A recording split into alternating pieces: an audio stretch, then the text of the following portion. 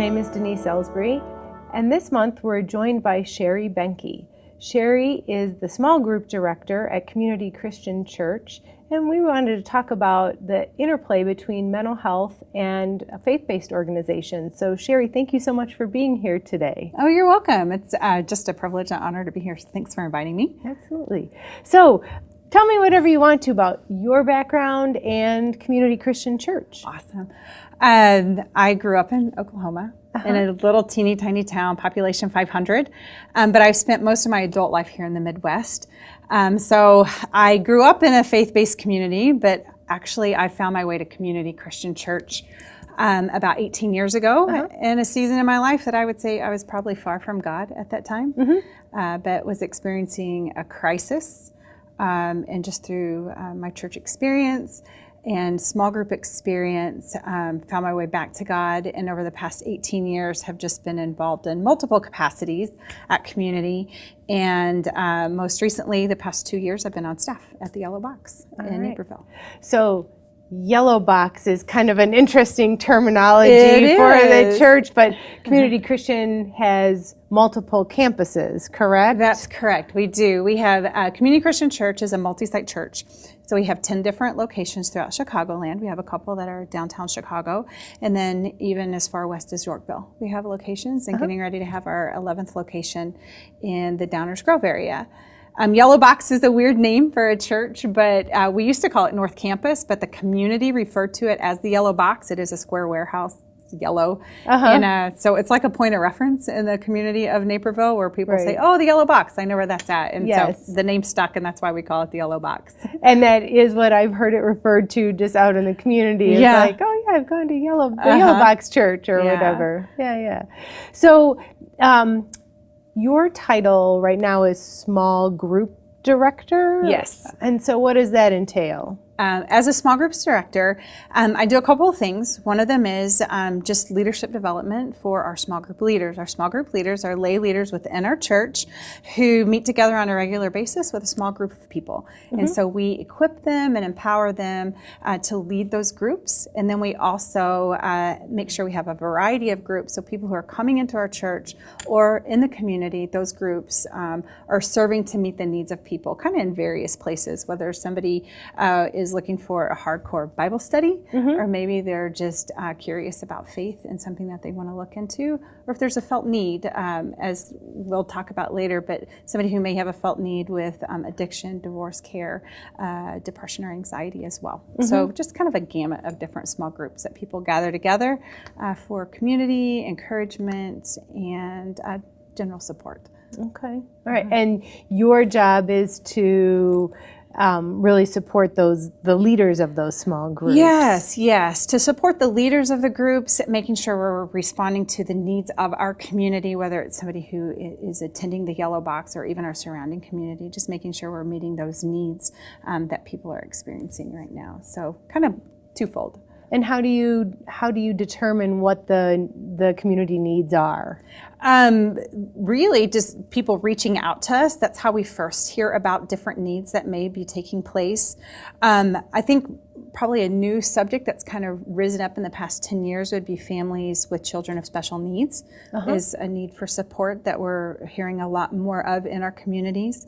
Families who are adopting, who have foster care children. Those are some new needs that are rising up.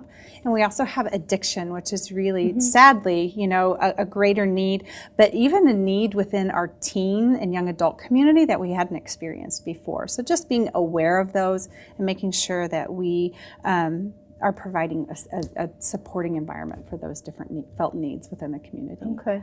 So kind of just you being there and having that presence, people are able to approach you and say, hey, this is something that's been going on that we really need some support for. Yeah. And if it's something that we're unfamiliar with, we'll seek out, our local professionals like yourself who come alongside of us and maybe provide some unique training that might be necessary for some of those small groups that are different than something that's a biblically based study or something like that. Okay. And so some of those groups are meeting at the church, but some of them might be meeting in people's homes Yes. or out in the community? Yes, definitely. We have the yellow box is quite a large facility, so we have opportunity for many groups to meet in that space. But people open up their homes and they can meet in their homes. And we also use just surrounding buildings as well, whether it be a library, a coffee shop, or someplace like that a common space where people might continue to meet as well. So there's a variety of places where people meet and get together. So it could be, it gives it more of that informal feeling where it's really about sharing time together as opposed to a big formal lesson kind of thing or something. Exactly. And I mean, regardless of what kind of small group is meeting, what their kind of subject matter is, the purpose of the group, the first and foremost, is really just to create connection and community. And that really sometimes is best met if you're at somebody's home. If you're at a coffee shop, it's just a little bit more relaxed feeling. Sure. And you might have said this and I missed it, but like how many small groups would you figure that you have? At the Yellow Box, we have maybe about 100 different small groups, whether it be men's groups, women's groups, mixed ages, and then groups that are specific felt need groups as well. So we have about 100 different groups to choose from, groups that meet on every night of the week. Some are mornings, some are in the evenings. So yeah, we offer a lot of different subjects, I guess, that you can depending on what kind of community you're looking to connect with. Some folks want to have a mixed group of people that they connect with, and some people, are like, I want a specific group for single parents, and that's who I want to connect with, and we try to meet those needs as best we can. Right. So like 100 different groups is a lot in terms of your job and of directing that and just managing that, supporting all of those different leaders and groups that are happening there. But I have a team of people who I work with, so I'm not just one individual that helps. We also have Sue Ferguson, who oversees our women's groups, which is a good dozen to 18 different groups that meet on a regular basis. We have our young adult director, Ian Simpkins, and then we have our director of adult ministries, which is John Hughes. Nice. So a whole team of us make that happen, not just me. Right. But, and you mentioned that idea of connections and creating community for people. And as I think about that sort of from the mental health standpoint, that's often one of those protective factors or risk factors that we think about for people, right? So I know when I'm talking with people, that's one of the questions I always have is like, who are the people that you connect with and where is your support? So here's another avenue for people to get that. Absolutely, absolutely. As you mentioned that, I think about a young adult, Carrie, who came to us. She started attending community about a couple years ago. But what led up to that was she was a recent college grad. She had gone to school on the East Coast, graduated, came back to her home to begin to look for a professional job. And then season she was away at college, her parents divorced, and so when she moved back home, she moved into a brand new home, an unfamiliar support system, high school friends no longer in the community, and with all that life change of graduating, looking for a new job, parents divorced, she found herself really in the grips of depression and what she would say in her darkest hour really sought out some professional help. Her therapist encouraged her to find some friends. And just through some Google searches, she came across a group we offer called Alpha. And Alpha is just a group where people are curious about their faith. They can come together and just in a safe place answer questions, I guess, about faith without, feeling intimidated. And it was through that community that she found friends, true friends that she would say that are some of her best friends today. And 2 years later, she's thriving. She's leading her own small group at community. And so that's a great way how we partner with other, professionals within the community that they can experience that too. Awesome. So that is a nice segue into what I'd like to talk about when we come back in terms of, what is that interplay between mental health and faith-based organizations. So join us when we come back and we're going to explore that topic a little bit more.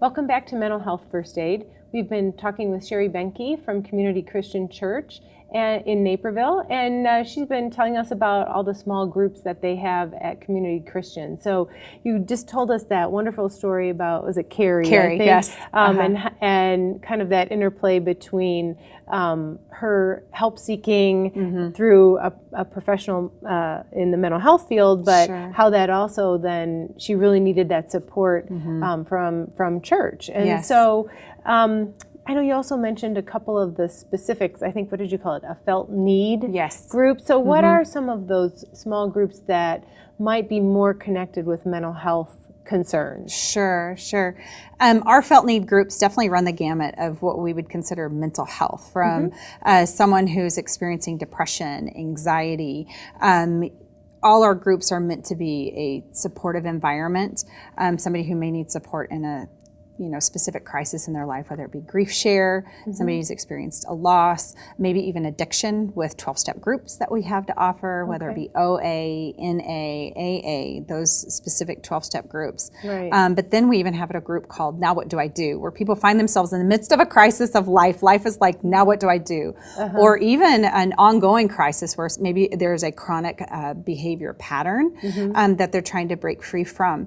And Now What Do I Do is really kind of that catch-all. And then our leaders are trained to distinguish, okay, is this someone who needs to move on to a further study or support for anxiety, depression, maybe even bipolar or schizophrenia, or is this someone who just needs to have boundaries in their life or something like that? So it's a good group for somebody to come to where there's not a stigma attached to it. Right. Now what do I do? Everybody kind of asks that question, I think, every now and then. Now what do I do? And so it's just a good way to kind of meet a need where somebody knows life isn't working at best for them, and they're just trying to find help. And sometimes maybe seeking out a therapist isn't something they want to do initially. Right. And so that's a great place for them to start and begin to maybe do some work to kind of overcome some of those crises that are going on in their life. I like the kind of terminology that you use, sort of, and it is such a non-judgmental way of talking about it, right? Like, instead of like, oh my goodness, you got some big problems, it's sort of like, wow, I've just been thrown for a loop and I'm not sure what to do now, and here's a great place to start talking about that in a way that I can explore it and maybe get some help, like you say, instead of maybe I need to go the professional route, and maybe I need somebody else to help me sort through that a little bit more. Yes. Especially if somebody's in the midst of a crisis or life just isn't working for them. They don't know why, typically. Some may, if they've had a history, if their life history has led them to kind of come to that understanding. But other people find themselves in a midlife crisis and just like, why is life not working for me? This isn't what I thought it was supposed to be. Exactly. And then you begin to peel back the layers, and then maybe they do discover, oh, I need maybe some additional help to kind of move through this to begin to thrive again in life.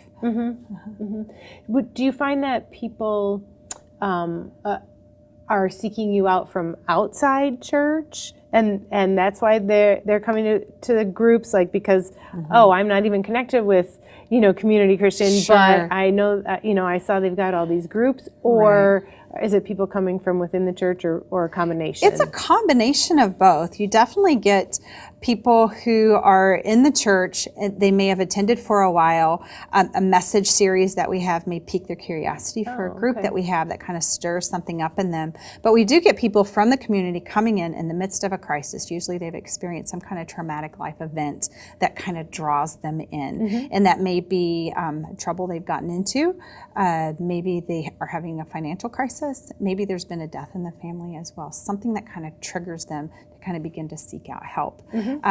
We also partner with local professionals who may send people to a group that they know that we offer, and that's a good bridge between maybe somebody who has left an in-home facility or inpatient facility, and they're trying to re-enter. It's kind of a good support system for them to kind of begin to figure things out again as they re-enter normal life, I guess. Right. Reacclimate to what it's like to be in the community and interacting with people. And receiving support, receiving community, and some accountability within a group, particularly somebody who's been there, some of those groups that are specific subject matters, we like our leaders to be somebody who's been there, who can be a beacon of hope for someone, saying, yes, I've been there where you are, and this is the way that we can kind of support you and move you in a direction where you'll begin to thrive again. Right.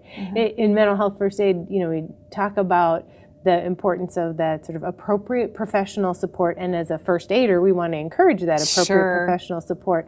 But the next piece of it is to encourage the self-help and other support strategies. So it's really cool to hear about how you guys work with professionals in the community, and it kind of goes back and forth. Sometimes you're saying, hey, I think maybe you need that more professional support, and on the other hand, you have professionals saying, hey, there's this group over there that might be really helpful for you. Yeah, definitely.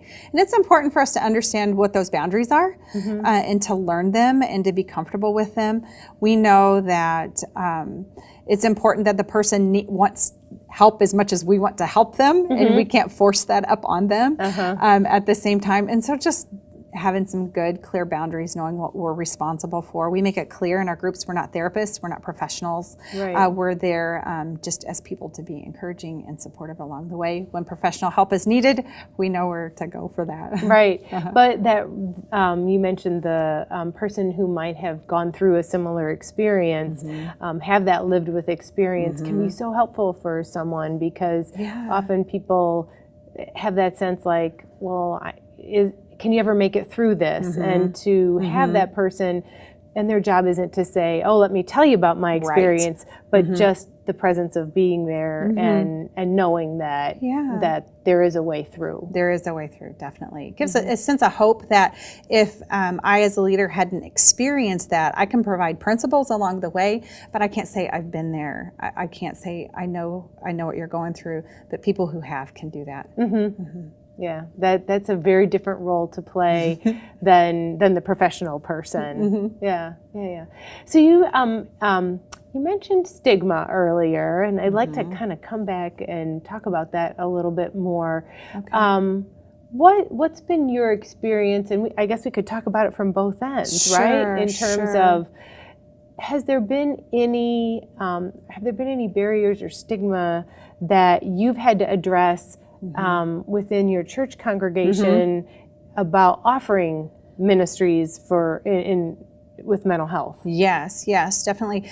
Probably not from a broad scope where we would stand on stage and say something like that within a sermon, but just, I think overall, there can be a misuse of Scripture that makes people believe that if you have a relationship with God, you shouldn't have trouble. If you have a relationship with God, you shouldn't need medication. If there's been a misuse of scriptures associated with healing or associated with you're a new creation, then there's this kind of misunderstanding that somehow you shouldn't have problems. Right. And that is really not the case. And I think just educating people on what mental health is, how people experience mental health, what helps with that and what isn't helpful for that. So let's come back to this after our break, because there's a lot more to talk about related to that. So join us after the break when we talk a little bit more about that relationship between faith-based organizations and mental health professionals. Their support changed my life. They were like family. My voice is now heard. A home for every animal. My future is bright because they cared. This is our home now. Thank you to the 1,200 nonprofits that serve Cass and Clay counties every day.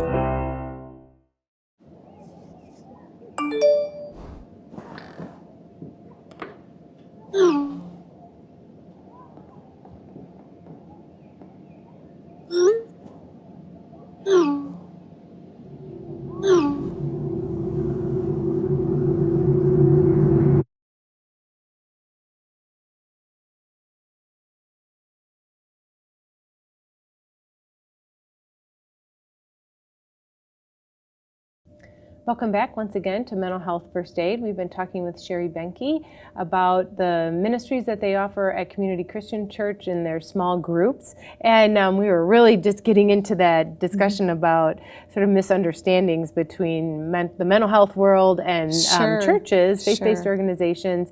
And you were really talking about maybe sometimes the misunderstandings from the Christian perspective about maybe what people say the Bible says about mental health. And I really appreciated you kind of bringing that up, because we really try to talk about, we're talking about mental health as an illness. And, people are very accepting of saying, oh, somebody has cancer, and we have a lot of empathy for them. But then when it comes to mental health, somehow, ooh, they've done something wrong, or, the whole topic of sin comes into it. Exactly. And that really, what we believe is just a misunderstanding and a misuse of Scripture. Particularly, there are some people who cling to some of those ideas that I just don't believe are true. If we look at some folks in the Bible, they themselves experience depression, they experience anxiety, they experience those things.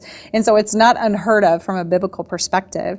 And we believe that all truth is God's truth. So whether we are receiving healing through a therapist, through medication, or some way, that is all inspired by God, and we wouldn't misguide somebody in what's seeking best help for them, and that's very different for everybody. Right. And to somehow think because you have a relationship with God, or you have a relationship with Christ, that you wouldn't have problems, or that you wouldn't have health issues, or that you wouldn't have a mental health issue as well, and which is all combined. One of the ways that we try to, I guess, kind of break down the stigma of that is we share testimonies. And so if people have experienced receiving help through a small group, who have experienced addiction, depression, anxiety, even our friend Carrie that I was talking about earlier, where she had experienced depression, but it was through a small group that she really found a sense of support. We highlight those stories. And so that helps decrease that stigma of people thinking, oh, I shouldn't reach out for help, or I shouldn't be experiencing trouble because this has been my life experience, or something like that. So it's interesting, like that tendency to look at other people and say, oh, something's wrong with you. But just the other piece of it, that people are very sort of judgmental of themselves in a different kind of way, in terms of saying, like, I shouldn't feel this way. Right. My faith in God must not be strong enough because I'm feeling depressed, and why can't I feel happy about things? Yeah, definitely. I think something that's highlighted it for us, at least from a faith community, if you live inside that world, as I have, at least for the past couple years, there's been some really well-known pastors who have stepped down, who have reached burnout, who have sought professional help themselves. And I mean, that highlights it for us. That kind of gives us a story. We can all kind of put ourselves in those shoes where life has gotten hard. It's overwhelmed us. We have not been doing things well. And that rises up, and we need some help, beyond our faith, I guess, and professional help, or even small groups. Either way, I think they can partner together to find solutions for those. Right. And again, speaking to that fact of when we hear other people's stories, even the example of somebody saying, I'm really struggling right now, and here's what, I'm just acknowledging that, and asking for help, and receiving help, right? Because sometimes we don't have even good models for people saying, I need help. Sure. We got to stick it out and and not fall back into calling people names that are experiencing that, like somehow they're crazy, or they've got, just terms that we use, gone off the deep end, just even using terms like that are very judgmental, right? And just, educating people on how to treat people kindly and with grace and understanding. And so that's helpful. Absolutely. And I have to say, I think from the mental health side of things, I think maybe, we have our own judgments sometimes about faith-based organizations that somehow, we're saying, oh, well, they're not going to be of support. They're only going to be, judgy, or whatever that is. And we need to find ways to really incorporate that support for people that are receiving mental health treatment, right? Of how can we welcome you into the treatment at an inpatient facility so that you're able to, if you have a parishioner or a congregant who's inpatient at the hospital, they need their minister, they need their church family to be supportive of them, like they would be if they were in a different unit in the hospital, right? Like, yeah. So, what are your thoughts about ways that mental health professionals or organizations and faith-based organizations might be able to continue to work together? Great question. One, get to know one another. I think that's the best thing, right? Get to know one another, get to understand what are the different programs that our professionals offer that are nearby, and what are their processes for doing that, and then vice versa. That way you say, hey, this is how we're helping one another and working together to bridge that gap, where when we know we've come across someone who's in our group who may need to seek additional help, seek professional help, or even inpatient therapy, that we know, like I know I face in a place where I can send somebody that's not just, zipping through the yellow pages to try to find somebody, but the opposite way, that we're working together, that this is somebody who's going to need some additional support as they begin to re-enter life, and that hey, this is a place I know that's going to be safe. I know that they're going to be well cared for as they kind of exit and begin to reacclimate back into a normal way of life if they've been inpatient or something like that. So really just getting to know each other and being open to what's out there, and I think our relationships are just the best way to get to know one another. So just developing those relationships between one another. Right. It's interesting. I think in different kinds of ways we have these little silos, right? And I've had guests on the show from law enforcement, right? And when we think about law enforcement and mental health, sometimes we've operated in very distinct arenas and not interacted, but same kind of thing. There's a lot more conversation happening between mental health and law enforcement. So we want to continue doing that with faith-based organizations. How can we have those conversations so that I understand better what's happening, in churches and other faith-based organizations. You understand better what's happening at mental health professionals. How can we work together? Yeah. And it really is just going and visiting somebody, introducing yourself, say, I'm here. I want to know more about what you offer, and here's what we have to offer. Maybe it's having lunches where we could bring you lunch and we could share about the different things that we're doing, and then we can also learn about what you're doing as well. We've done that with a handful of different professional organizations within the community. They'll invite us in, share with us the different programs that they offer, so we're familiar with who they are. So we have a face with a name, so we know who we're talking to. And whenever you have that individual that's in front of you and you know what they're dealing with, and you can put a face with the name of somebody, I know this is Denise, and I know she's going to really give them the help that they need. You just have a greater relationship and integrity there with that relationship. Whenever you send somebody there, this is somebody that is going to be taken care of. You can do that warm handoff kind of thing. Definitely. Yeah. So, Sharie, thank you so much for being with us today and talking about all the different things that you do at Community Christian. And thank you for joining us on Mental Health First Aid. Join us next time, and until then, be well.